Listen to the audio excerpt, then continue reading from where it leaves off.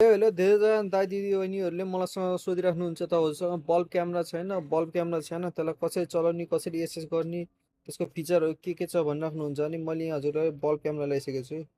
V360 मोडलको bulb camera, मजाले app खोल्ने, चलाउनु पनि एकदमै सजिलो छ, कन्ट्रोल गर्ने एसेस गर्न एकदमै सजिलो छ। यो एड आउँछ, पहिला एडलाई स्किप गरिदिने, त्यसपछि यहाँ प्लस साइन हुन्छ, प्लस साइनमा थिचेर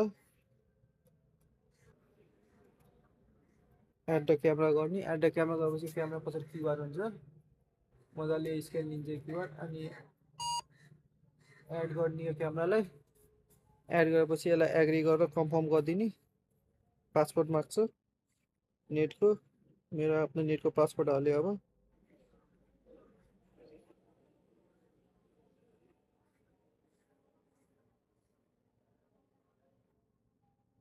नेटको पासपोर्ट हालेपछि मैले यसलाई नेक्स्ट गरेँ।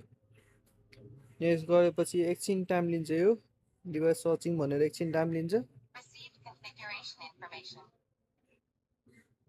यो चाहिँ क्यामेरा कनेक्ट भयो, कनेक्टिङ भन्यो, कनेक्ट भयो। नेटको पासवर्ड हाल्ने बित्तिकै यो कनेक्ट भयो है। यो कनेक्ट भएपछि एकैछिन टाइम लिन्छ, यो कनेक्ट भएपछि पनि।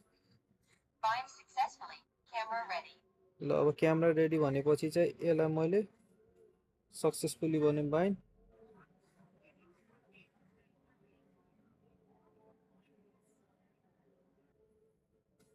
त्यसपछि यहाँ यसरी आउँछ, एउटा तपाईँले केही छोड्नु, यहाँ एउटा चाहिँ थिच्न पर्ने हुन्छ। मैले यहाँ अफिस थिचेर नेक्स्ट गरेँ, भ्यू र डिभाइस गरेँ। अब भ्यू र डिभाइस गरेपछि मैले यो क्यामेरा खोलेँ, 360 डिग्री रोटेसन हुन्छ, मजाले यो घुम्छ। यसलाई ठ्याक्क आफ्नोतिर लिएर आएँ मैले।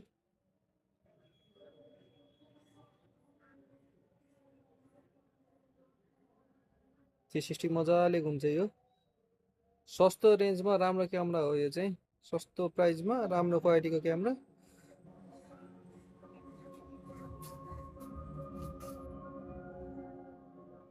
मजाले यसले पुरै भेट्ने भयो एरिया चाहिँ एउटा। अनि यहाँबाट तपाईँको 2-वे टक सिस्टमहरू सबै छ यसमा चाहिँ। 2-वे टक, स्पिक बोल्न पनि मिल्यो। यहाँ क्यामेरा जहाँ राखेर पनि देश विदेश जताबाट एसेस गर्न नि मिल्यो, बोल्न नि मिल्छ यहाँबाट। हेलो हेलो हेलो हेलो मैले यहाँ बोल्यो भने टक्क क्यामेरामा चाहिँ उयो सुनिने भयो। त्यसपछि रेकर्डिङ लागि मेमोरीहरू हाल्न पर्यो। यहाँ अलार्महरू पनि छ यसमा चाहिँ फिचरहरू। यो ठ्याक्क अलार्म अन भयो, त्यहाँ कोही मान्छे नचिनेको मान्छे आयो भने यसो अलार्म बजाइदिए हुन्छ। त्यसपछि यहाँ लाइट कन्ट्रोल पनि हुन्छ, लाइट बाल्न मिल्यो। अन गरेपछि यो ट्याक्क लाइट बल्छ यसरी,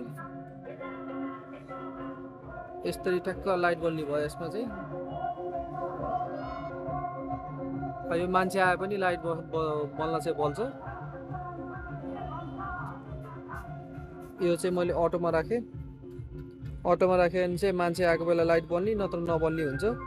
पिटिजे सेटिङ भइहाल्यो। यहाँनिर तपाईँले जतिवटा क्यामेरा हाल्यो भने त्यो एउटै स्क्रिनमा हेर्न मिल्यो। त्यसपछि motion tracking, motion tracking on गऱ्यो भने के हुन्छ भने अब म जहाँ हिँड्छु त्यही हिँड्छ क्यामेरा, ट्र्याक गरेर हुन्छ यो। अब मजाले ट्र्याकिङ अन छ, जता जता मान्छे जान्छ यो क्यामेरा पनि त्यता त्यता गएर रेकर्ड गरेर हुन्छ। यसलाई अफ गरेँ मैले। त्यसपछि यहाँ इमेज सेटिङ उल्टो सुल्टो गर्न मिल्यो यहाँ इमेज सेटिङबाट। अरू यसको फिचरहरू यहाँ भित्री छ, यसको इन्टरनल फिचरहरू पनि यहाँ सबै छ। जेनरल सेटिङमा त तपाईँको खासै केही पनि छैन यहाँ। अर्को यहाँ नेटहरूको पासवर्डहरू चेन्ज गर्दाखेरि यहाँबाट चेन्ज गर्न मिल्यो। अलार्म त मैले अघि देखाइहालेँ। अलार्म यतिकै राख्यो भने चाहिँ कोही मान्छे आउने बित्तिकै अलार्म चाहिँ साइलेन्ट चाहिँ बज्न थाल्छ। अरू चाहिँ यसमा तपाईँको लाइट सेटिङ भइहाल्यो, पिटिजेड भइहाल्यो। अनि यो एउटा क्यामेराबाट तपाईँले 6वटा डिभाइससम्म सेयर गर्न मिल्छ है, यो पनि यहीँबाट मिल्छ। हजुरलाई पनि यो क्यामेरा चाहिन्छ भने सम्पर्क गर्नुहोस्, रितेश इलेक्ट्रोनिक्स, त हाम्रो डेलिभरी अल ओभर नेपाल पनि हुन्छ है।